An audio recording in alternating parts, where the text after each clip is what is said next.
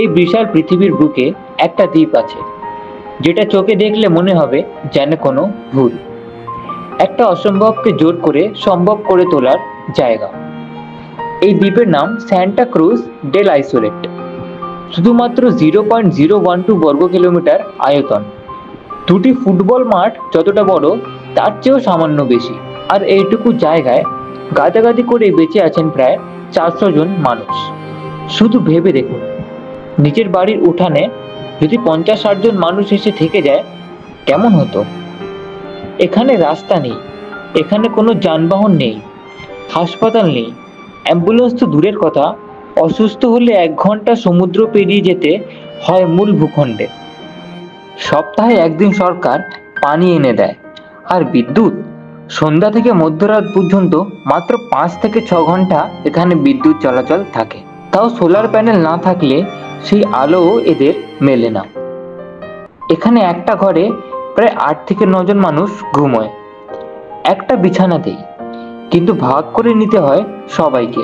ঘর নেই নিজের মতন, স্বপ্ন দেখার জায়গা নেই, বাথরুম শেয়ার করতে হয় প্রতিবেশীর সাথে, আর রান্নাঘর একাধিক পরিবারের জন্য একটাই। দ্বীপে কোনো গাছপালা নেই বললেই চলে, সবুজ নেই, ছায়া নেই, কিন্তু তার চেয়েও ভয়াবহ, এখানে নেই কোনো কবরস্থান। হ্যাঁ, মৃত্যুর পরেও এই দ্বীপে জায়গা দিতে পারে না, তবু এই দ্বীপে মানুষ বাঁচে প্রতিদিন, প্রতিক্ষণ। তারা লড়ে যায় টিকে থাকার এক অসম লড়াইয়ে। বাচ্চারা এখানে সমুদ্রকে স্কুল বানিয়ে ফেলেছে, একটা কাঠের নৌকাই তাদের খেলার মাঠ। রোদ, গরম, ঝড়, অস্থিরতা কিছুই থামাতে পারে না তাদের হাসি। প্রতি সকালেই কিছু পুরুষ নৌকা নিয়ে পাড়ি দেয় সমুদ্রে মাছ ধরার জন্য, আর তাদের সঙ্গী হয় জীবনের ঝুঁকি। কারণ এই সমুদ্র যেমন জীবন দেয়, তেমন কেড়েও নিতে সময় নেয় না। মহিলারা দিনের বেশিরভাগটা কাটিয়ে দেন রান্না, পানি সংগ্রহ আর শিশুদের দেখাশোনায়। এরা কেউই বড় লোক না, কিন্তু তাদের কাছে একে অন্যের প্রতি সম্মান, যত্ন আর ভালোবাসা বজায় আছে।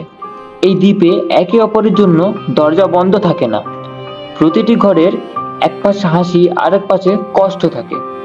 একজনের সন্তান এখানে সবার সন্তান, একজনের মৃত্যুতে পুরো দ্বীপ থমকে যায় এখানে। স্যান্টা ক্রুজ ডিস আইসোলেট নামক এই স্থানটি আমাদের শেখায়, জীবনে শুধু জায়গার উপর নির্ভর করে না, মানুষের ইচ্ছা শক্তি, সহানুভূতি আর সহনশীলতা আসল শক্তি।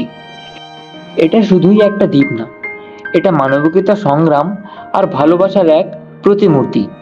এটা প্রমাণ করে জীবন বড় হতে হবে না, জীবনকে বড় করে দেখতে জানতে হবে। ব্যুরো রিপোর্ট, আরজি সমাচার।